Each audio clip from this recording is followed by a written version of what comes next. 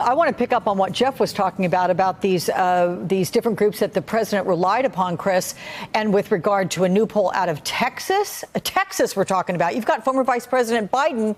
He's leading the president with 5 points right now. This is a reliably red state of Texas. It has not gone for a Democrat since Jimmy Carter.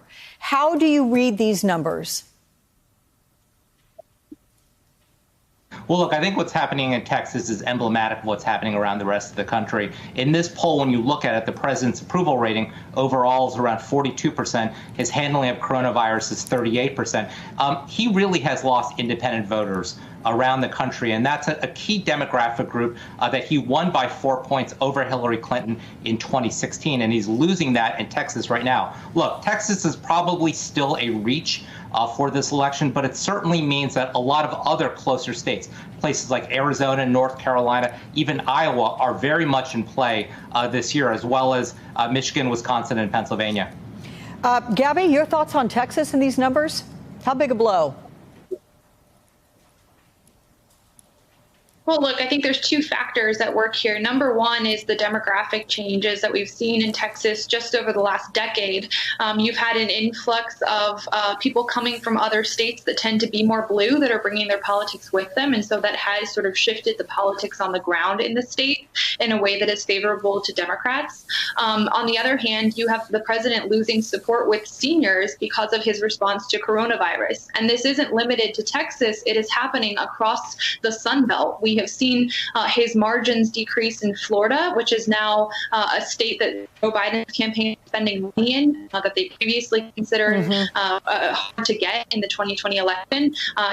Ground in Georgia. The Trump campaign just announced a couple of weeks ago that they're spending $10,000 in the suburbs of Atlanta.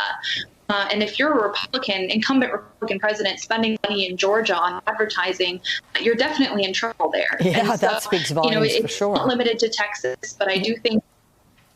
Yeah, I do think that the Biden campaign is under pressure now from a lot of advisors to ramp up their campaign in a lot of these states. Yeah. Hey, Jeff, quickly to you. These numbers in Texas, what's the reaction inside the White House? Well, I think the White House and the Trump campaign in general are not pleased about seeing that kind of a trend. That said, Texas is and has been a reliably conservative state. It is still early. You'll recall that in 2016, and the Trump advisors will point this out, the polling was much more favorable to Hillary Clinton than it was to Donald Trump, and he, of course, ended up winning the election. That's not to say 2016 and 2020 are comparable. Right now, they certainly aren't in terms of the mood of the country and the conditions in the country, but that is one way that the Trump advisors are approaching the polling. All right. Jeff Mason, Gabby Orr, Chris Liu, good to see all three of you. Thank you so much. Hey there, I'm Chris Hayes from MSNBC. Thanks for watching MSNBC on YouTube. If you want to keep up to date with the videos we're putting out, you can click subscribe just below me or click over on this list to see lots of other great videos.